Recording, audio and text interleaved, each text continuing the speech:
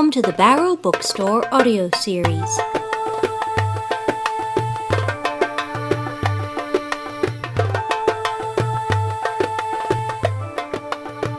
Perilous Play by Louisa May Alcott.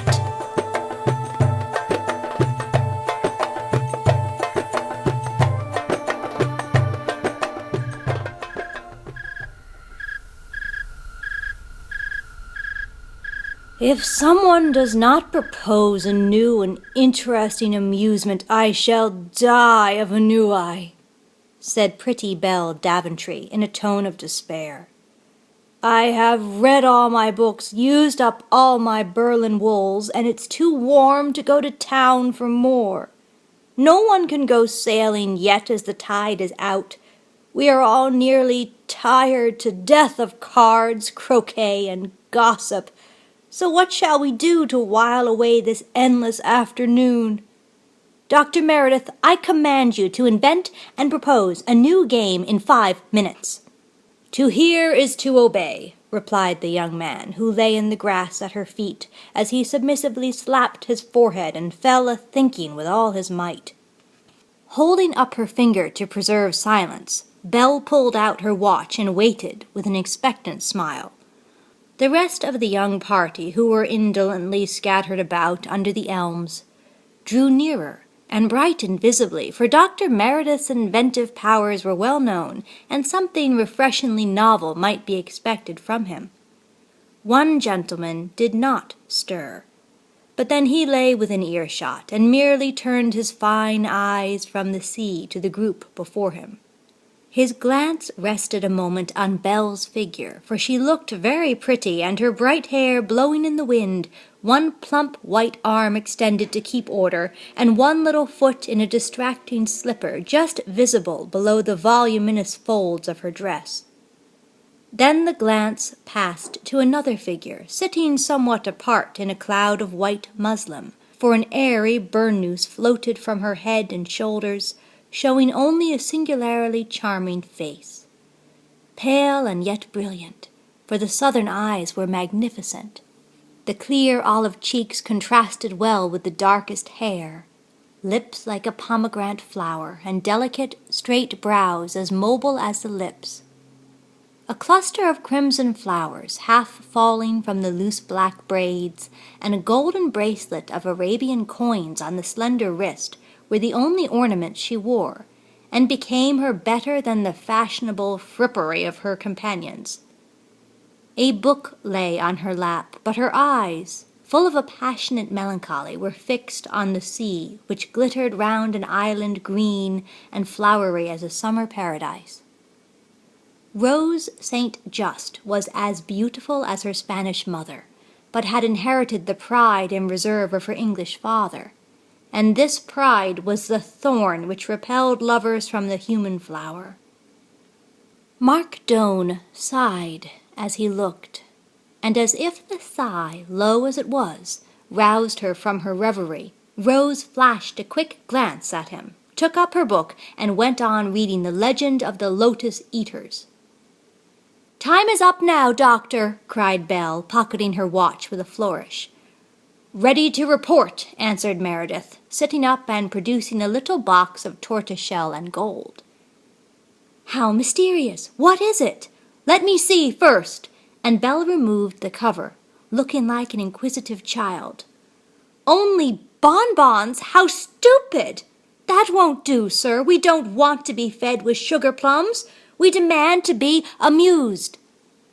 "Eat 6 of those despised bonbons, and you will be amused in a new, delicious, and wonderful manner," said the young doctor, laying 6 on a green leaf and offering them to her. "Why, what are they?" she asked, looking at him askance. "Hashish. Did you never hear of it?"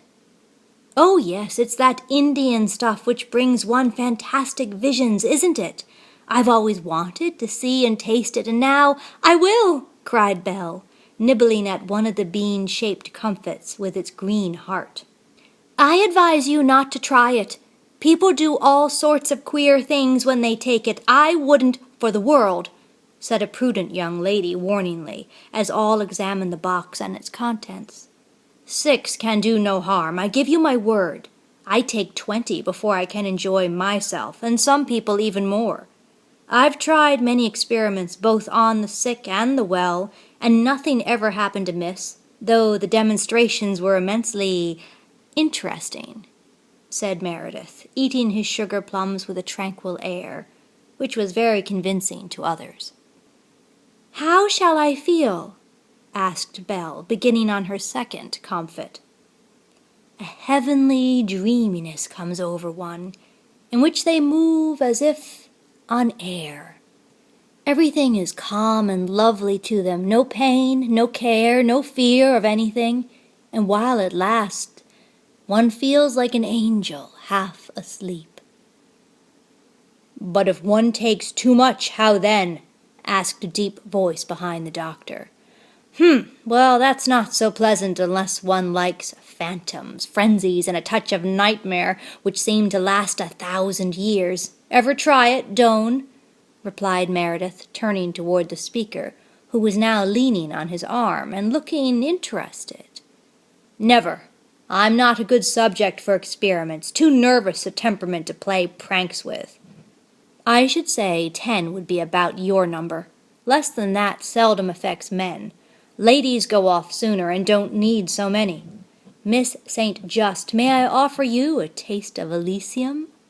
I owe my success to you, said the doctor, approaching her deferentially. To me? And how? She asked, lifting her large eyes with a slight smile. I was in the depths of despair when my eye caught the title of your book, and I was saved, for I remember that I had hashish in my pocket. Are you a lotus eater? She asked, permitting him to lay the 6 charmed bonbons on the page. My faith, no. I use it for my patients. It is very efficacious in nervous disorders, and is getting to be quite a pet remedy with us. I do not want to forget the past, but to read the future. Will hashish help me to do that? Asked Rose with an eager look which made the young man flush, wondering if he bore any part in her hopes of that veiled future.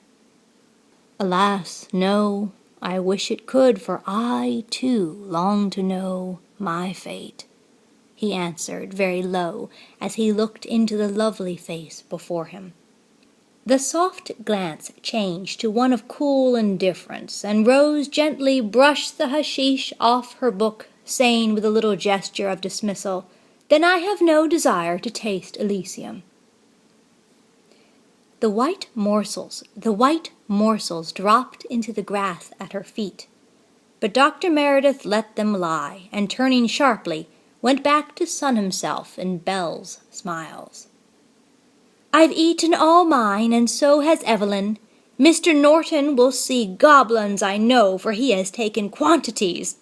I'm glad of it, for he don't believe in it, and I want to have him convinced by making a spectacle of himself for our amusement, said Belle, in great spirits at the new plan. When does the trance come on? Asked Evelyn, a shy girl, already rather alarmed at what she had done. About 3 hours after you take your dose, though the time varies with different people. Your pulse will rise, heart beat quickly, eyes darken and dilate, and an uplifted sensation will pervade you generally. Then these symptoms change, and the bliss begins. I've seen people sit or lie in one position for hours, wrapped in a delicious dream, and wake from it as tranquil as if they had not a nerve in their bodies. How charming! I'll take some every time I'm worried. Let me see, it's now 4, so our trances will come about 7, and we will devote the evening to manifestations, said Belle. Come, Doane, try it. We are all going in for the fun. Here's your dose. And Meredith tossed him a dozen bonbons, twisted up in a bit of paper. No, thank you. I know myself too well to risk it. If you are all going to turn hashish eaters, you'll need someone to take care of you, so I'll keep sober, tossing the little parcel back. It fell short, and the doctor, too lazy to pick it up, let it lie, merely saying with a laugh, "Well, I advise any bashful man to take hashish when he wants to offer his heart to any fair lady, for it will give him the courage of a hero, the eloquence of a poet, and the ardor of an Italian. Remember that, gentlemen, and come to me when the crisis approaches." "Does it conquer the pride, rouse the pity, and soften the hard hearts of the fair sex?" asked Doane. "I dare say now is your time to settle the fact, for here are two ladies who have imbibed, and in 3 hours will be in such a seraphic state of mind that no will be an impossibility to them." "Oh, mercy on us! What have we done? If that's the case, I shall shut myself up till my foolish fit is over. Rose, you haven't taken any. I beg you to mount guard over me and see that I don't disgrace myself by any nonsense. Promise me you will," cried Belle, in half-real, half-feigned alarm at the consequences of her prank. "I promise," said Rose, and floated down the green path as noiselessly as a white cloud, with a curious smile on her lips. "Don't tell any of the rest what we have done, but after tea let us go into the grove and compare notes," said Norton, as Doane strolled away to the bench and the voices of approaching friends broke the summer quiet. At tea, the initiated glanced covertly at one another and saw, or fancied they saw, the effects of the hashish in a certain suppressed excitement of manner and unusually brilliant eyes. Belle laughed often, a silvery ringing laugh pleasant to hear, but when complimented on her good spirits she looked distressed, and said she could not help her merriment. Meredith was quite calm, but rather dreamy. Evelyn was pale, and her next neighbor heard her heart beat. Norton talked incessantly, but as he talked uncommonly well, no one suspected anything. Doane and Miss St. Just watched the others with interest and were very quiet, especially Rose, who scarcely spoke, but smiled her sweetest and looked very lovely.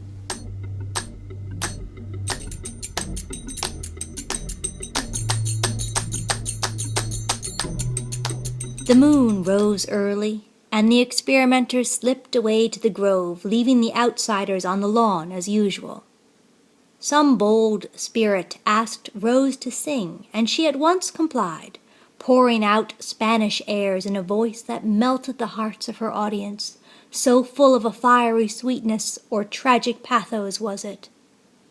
Doane seemed quite carried away, and lay with his face in the grass to hide the tears that would come, till, afraid of openly disgracing himself, he started up and hurried down to the little wharf, where he sat alone, listening to the music with a countenance which plainly revealed to the stars the passions which possessed him.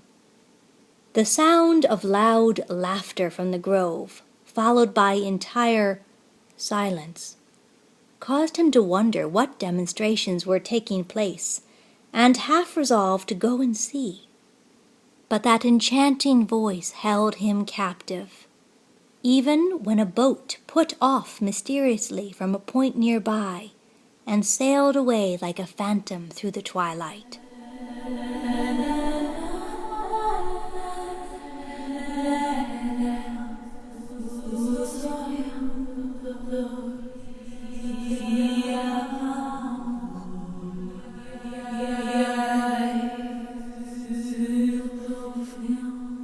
Half an hour afterward, a white figure came across the path, and Rose's voice broke in on his midsummer night's dream. The moon shone clearly now and showed him the anxiety in her face as she said hurriedly, "Where is Belle?" "Gone sailing, I believe." "How could you let her go? She was not fit to take care of herself." "I forgot that." "So did I, but I promised to watch over her, and I must. Which way did they go?" demanded Rose, wrapping the white mantle about her and running her eye over the little boats moored below. "You will follow her?" "Yes." "I'll be your guide, then. They went towards the lighthouse. It is too far to row. I am at your service. Oh, say yes, cried Doan, leaping into his own skiff and offering his hand persuasively. She hesitated an instant and looked at him. He was always pale, and the moonlight seemed to increase this pallor, but his hat brim hid his eyes and his voice was very quiet. A loud peal of laughter floated over the water, and as if the sound decided her, she gave him her hand and entered the boat. Doan smiled triumphantly as he shook out the sail, which caught the freshening wind and sent the boat dancing along the path of light. How lovely it was! All the indescribable allurements of a perfect summer night surrounded them. Balmy airs, enchanting moonlight, distant music, and close at hand the delicious atmosphere of love, which made itself felt in the eloquent silences that fell between them.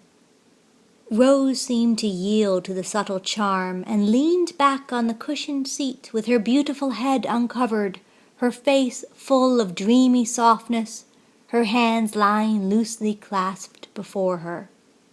She seldom spoke, showed no further anxiety for Belle, and soon seemed to forget the object of her search, so absorbed was she in some delicious thought which wrapped her in its peace. Doan sat opposite, flushed now, restless and excited, for his eyes glittered. The hand on the rudder shook, and his voice sounded intense and passionate, even in the utterance of the simplest words. He talked continually and with unusual brilliancy, for though a man of many accomplishments, he was too indolent or too fastidious to exert himself, except among his peers. Rose seemed to look without seeing, to listen without hearing, and though she smiled blissfully, the smiles were evidently not for him. On they sailed, scarcely heeding the bank of black cloud piled up in the horizon, the rising wind, or the silence which provoked their solitude. Rose moved once or twice and lifted her hand as if to speak, but sank back mutely, and the hand fell again as if it had not energy enough to enforce her wish. A cloud sweeping over the moon, a distant growl of thunder, and the slight gust that struck the sail seemed to rouse her. Doan was singing now like one inspired, his hat at his feet, hair in disorder, and a strangely rapturous expression in his eyes, which were fixed on her. She started, shivered, and seemed to recover herself with an effort. "Where are they?" she asked, looking vainly for the island heights and the other boat. "They have gone to the beach, I fancy, but we will follow." As Doan leaned forward to speak, she saw his face and shrank back with a sudden flush, for in it she could read clearly what she had felt, yet doubted until now. He saw the telltale blush and gesture, and said impetuously, "You know it now. You cannot deceive me longer or daunt me with your pride. Rose, I love you, and dare tell you so tonight." "Not now, not here. I will not listen. Turn back and be silent, I entreat you, Mr. Doan," she said hurriedly. He laughed a defiant laugh and took her hand in his, which was burning and throbbing with the rapid heat of his pulse. "No, I will have my answer, here and now, and never turn back till you give it. You have been a thorny rose and given me many wounds. I'll be paid for my heartache with sweet words, tender looks, and frank confessions of love. For proud as you are, you do love me, and dare not deny it." Something in his tone terrified her. She snatched her hand away and drew beyond his reach, trying to speak calmly and to meet coldly the ardent glances of the eyes, which were strangely darkened and dilated with uncontrollable emotion. "You forget yourself. I shall give no answer to an avowal made in such terms. Take me home instantly," she said in a tone of command. "Confess you love me, Rose." "Never!" "Aye, I'll have a kinder answer, or—" Doan half rose and put out his hand to grasp and draw her to him, but the cry she uttered seemed to arrest him with a sort of shock. He dropped into his seat, passed his hand over his eyes, and shivered nervously as he muttered in an altered tone, "I meant nothing. It's the moonlight. Sit down. I'll control myself." Upon my soul, I will." "If you do not, I shall go overboard. Are you mad, sir?" cried Rose, trembling with indignation. "Then I shall follow you, for I am mad, Rose. With love. Hashish." His voice sank to a whisper, but the last word thrilled along her nerves as no sound of fear had ever done before. An instant she regarded him with a look which took in every sign of unnatural excitement. Then she clasped her hands with an imploring gesture, saying in a tone of despair, "Why did I come?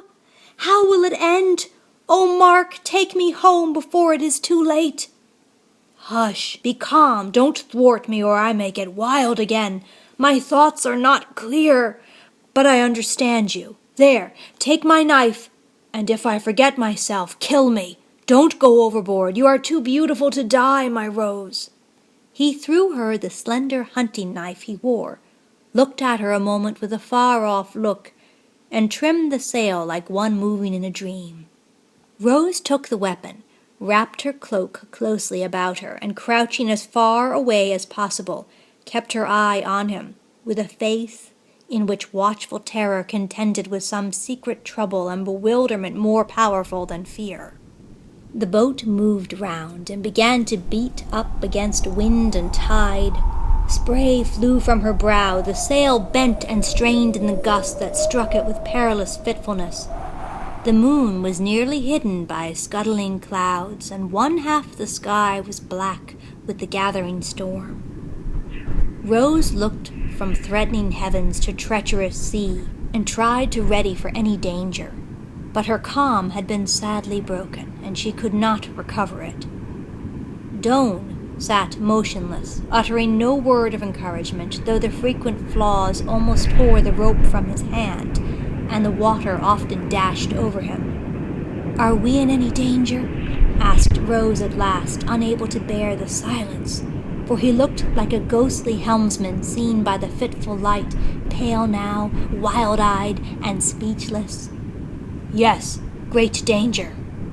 "I thought you were a skillful boatsman." "I am when I am myself. Now I am rapidly losing the control of my will, and the strange quiet is coming over me. If I had been alone, I should have given up sooner, but for your sake I've kept on."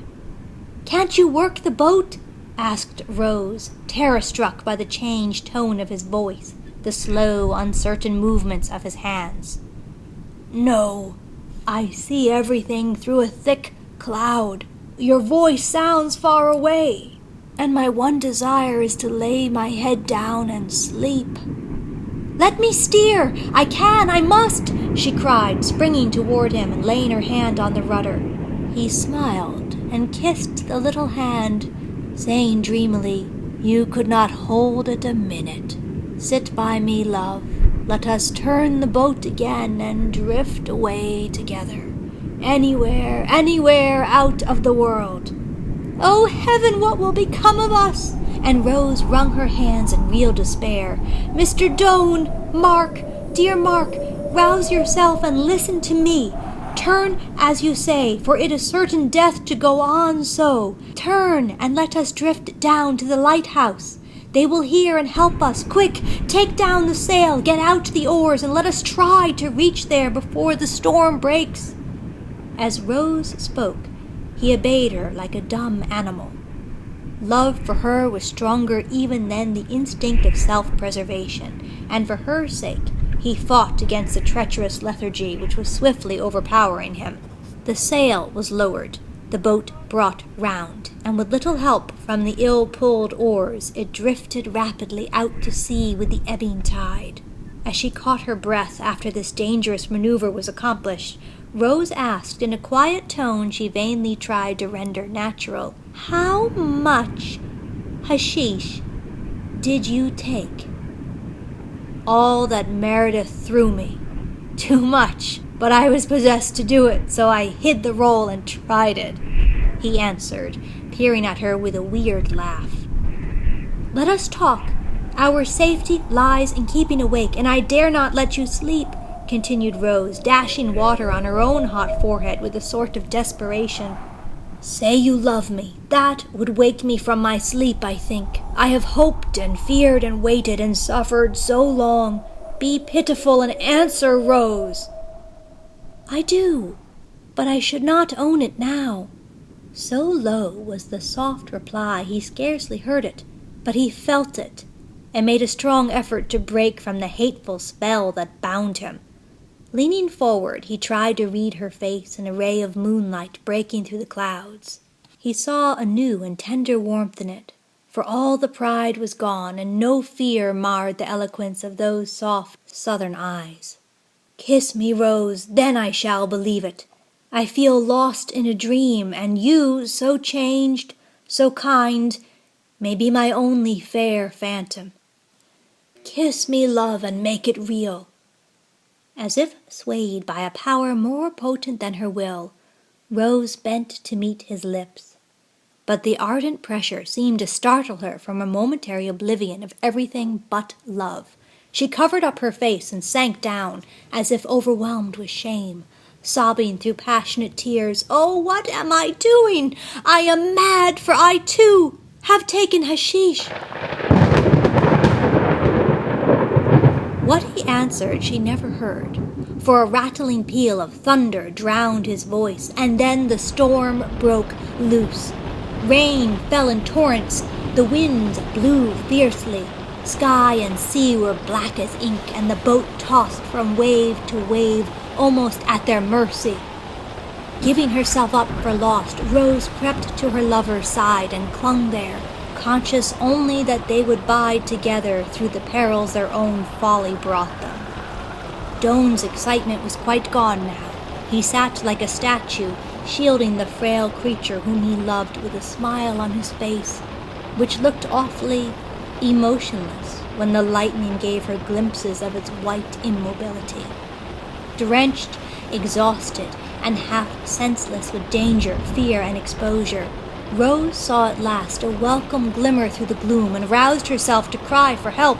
"Mark, wake and help me! Shout, for God's sakes! Shout and call them, for we are lost if we drift by!" she cried, lifting his head from his breast and forcing him to see the brilliant beacons streaming far across the troubled water. He understood her, and springing up, uttered shout after shout like one demented. Fortunately, the storm had lulled a little. The lighthouse keeper heard and answered. Rose seized the helm, Doane the oars, and with one frantic effort guided the boat into quieter waters, where it was met by the keeper, who towed it to the rocky nook which served as a harbor. The moment a strong, steady face met her eyes and a gruff, cheery voice hailed her, Rose gave way, and was carried up to the house, looking more like a beautiful drowned Ophelia than a living woman. "Here, Sally, see to the poor thing. She's had a rough time on it. I'll take care of her sweetheart, and a nice job I'll have it, I reckon, for if he ain't mad or drunk, he's had a stroke of lightning, and looks as if he wouldn't get his hearing in a hurry," said the old man as he housed his unexpected guests and stood staring at Doane, who looked about him like one dazed. "You just turn in yonder and sleep it off, mate. We'll see to the lady, and right up your boat in the morning," the old man added. "Be kind to Rose. I frightened her. I'll not forget you. You let me sleep and get over this cursed folly as soon as possible," muttered this strange visitor. Doane threw himself down on the rough couch and tried to sleep, but every nerve was overstrained, every pulse beating like a trip hammer, and everything about him was intensified and exaggerated with awful power. The thunder shower seemed a wild hurricane, the quaint room a wilderness peopled with tormenting phantoms, and all the events of his life passed before him in an endless procession which nearly maddened him. The old man looked weird and gigantic. His own voice sounded shrill and discordant, and the ceaseless murmur of Rose's incoherent wanderings haunted him like parts of a grotesque but dreadful dream. All night he lay motionless, with staring eyes, feverish lip, and a mind on the rack for the delicate machinery which had been tampered with revenged the wrong by torturing the foolish experimenter.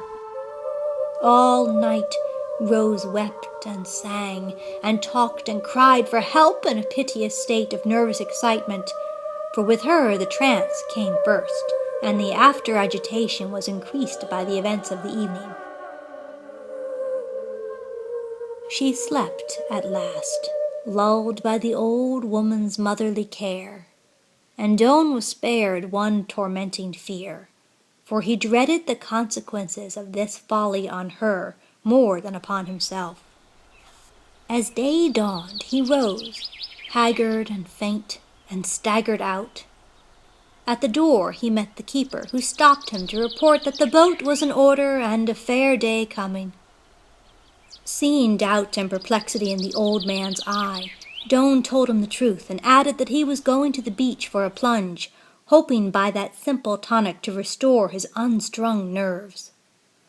He came back feeling like himself again, except for a dull headache, and a heavy sense of remorse weighing on his spirits, for he distinctly recollected all the events of the night. The old woman made him eat and drink, and in an hour he felt ready for the homeward trip. Rose slept late, and when she woke, soon recovered herself, for her dose had been a small one. When she had breakfasted and made a hasty toilet, she professed herself anxious to return at once.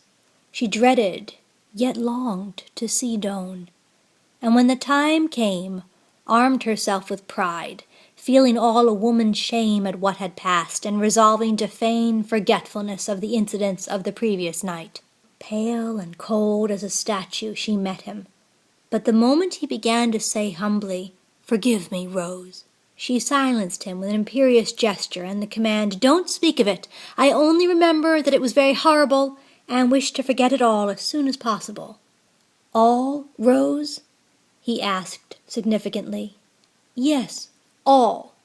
No one would care to recall the follies of a hashish dream," she answered, turning hastily to hide the scarlet flush that would rise and the eyes that would fall before his own.